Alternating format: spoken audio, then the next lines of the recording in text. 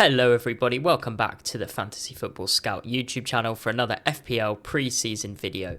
In today's video, we're going to be talking through a 3 premium player draft, one that has Salah, Haaland and Palmer in it, to see if the sacrifices are worth it, how it affects your Game Week 1 chip strategy, and whether it is a feasible option heading into the new season. On the channel, we're on our way to 100,000 subscribers, so do drop a sub if you're new around here and a like on the video to help other people find it. Over the course of the preseason, we'll have the best team reveals, live streams and strategy videos for you to help you win your mini leagues, powered by the best and original Fantasy Football Scout site. We're currently running a 47% discount on memberships, which you can find in the description below. That will give you access to lots of data, stats, articles, and most importantly this year, our updated AI, chip strategy and defensive contribution tools to help you make the most of FPL changes this year.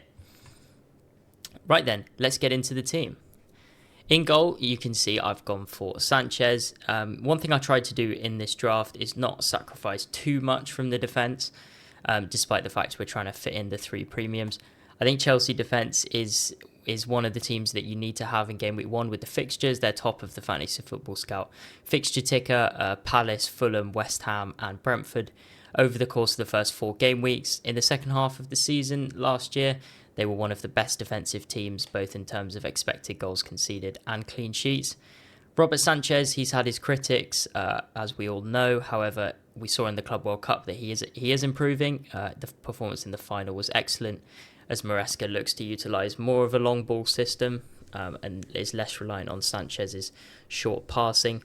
Of course, we may sign a goalkeeper. We'll have to keep our ear to the ground on that. But in the meantime, I think he's a completely fair pick and definitely one to consider. Vlad Marcin is the 4 million goalkeeper on the bench. That's just a filler, could be anybody. And over the course of the preseason, we'll have to watch the cheap goalkeeper minutes carefully. In defence, I've gone for a pretty strong defence, I think. Van Dijk there, 6 million, sorry. Same price as the fullbacks, but we know, of course, that Van Dijk is going to start every single week, so I've gone for him, although we'll have to see if Frimpong emerges as the asset we all think he could be. Van de Ven and Wan-Bissaka, I think they're great 4.5 million options. Wan-Bissaka last year enjoyed a great run of assists, playing as the right wing-back under Graham Potter. He faces Sunderland in Game Week 1, so a good chance for clean sheet there. Van de Ven also plays a promoted team in Game Week 1 in the form of Burnley.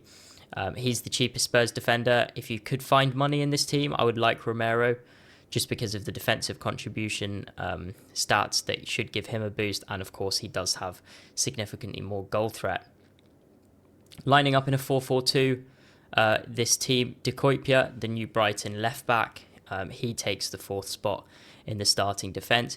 He was very, very good in the Euro Fantasy game a few years ago. He's very attacking. He could be on penalties, perhaps. He did take them for his old club.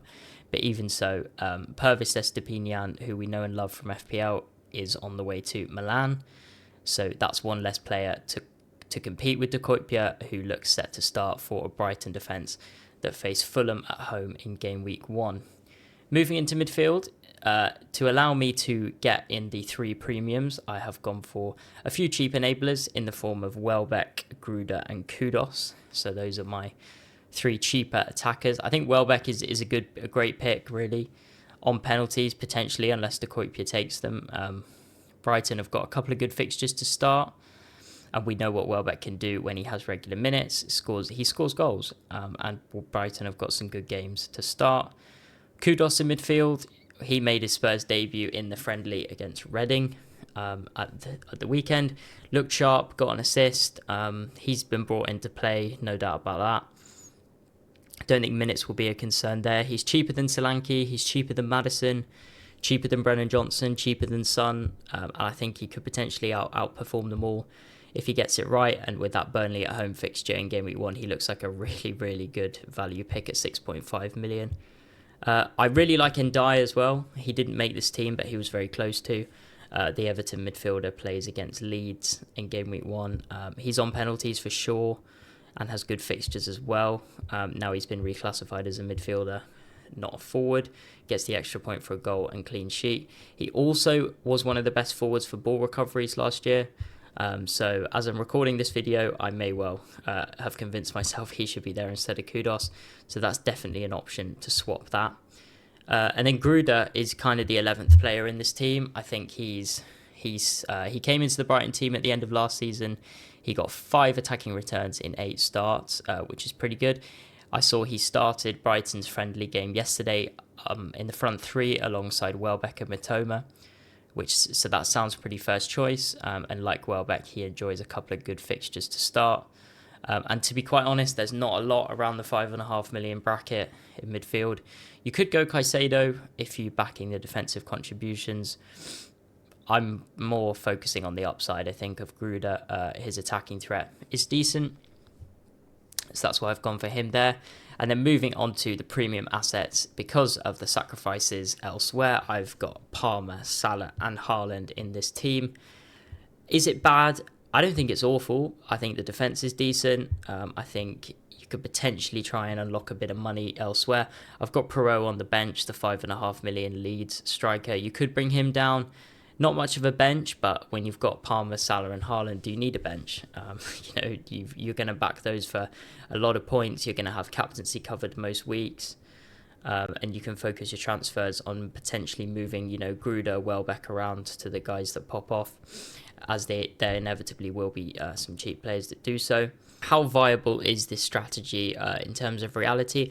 I think it is viable, I think there are ways that you can make it more viable, perhaps by taking Haaland to Isak. This still gives you a 3 premium structure, but would give you £3.5 million to spend elsewhere. You could upgrade Gruder to a Wirtz, you could upgrade Perot to a Solanke, you could take one of the defenders up to an Arsenal defender if you'd like to cover the Gunners' defence. So there is options. I think as it stands, if you do go for Haaland, Palmer and Salah, that does have knock-on effects on your trip strategy, as you obviously can't bench boost in Game Week 1 for obvious reasons. It perhaps gives you more triple captain options. You've got Haaland in place for when he plays Burnley in Game Week 6, which may mitigate the need to free hit. Captaincy-wise, you are pretty covered, although if you go down the Isak route, you'd probably have Game Week 3 sorted as well. You could, of course, transfer Haaland to Isak in Game Week 3. I don't think it's a bad thing to start with all 3, because it gives you, it means you've got them all in place. You can take out the one that, is not performing the best. You can move to an Isak, to a Wirtz, to a Watkins at pretty short notice, whereas other people, if they've set up more balanced, maybe scrambling around to find, a player like Watkins, who's quite an unusual price at 9 million. So yeah, let me know in the comments if you think it's worth it as a team. I think it is. I think it's got potential. I think it would be better. I think more people would do it if a more viable 5.5 million midfielder emerges in pre-season. We had Morgan Rogers last year, of course, who thrived as a cheap pick. But we haven't really got that yet. Or if we see Caicedo, those defensive contribution points are really, really going to make us pick them, then perhaps he makes this strategy more viable as well. Bench-wise is the concern, but as mentioned, there's trade-offs either way with that. I don't think it's a bad team. Will I do it? Probably not, but just for the sake of balance, there's players like Wirtz who potentially offer better value. I think, though, what it has made me think that Haaland to Isak and then doing that team, having 3 premiums that way in terms of Isak over Haaland, is pretty viable and covers you off for the Game Week 3 captaincy. Do drop a like on the video, do subscribe if you're new around here, and check out the Fantasy Football Scout members area via the description below. We'll see you on the next video very, very soon. Thank you.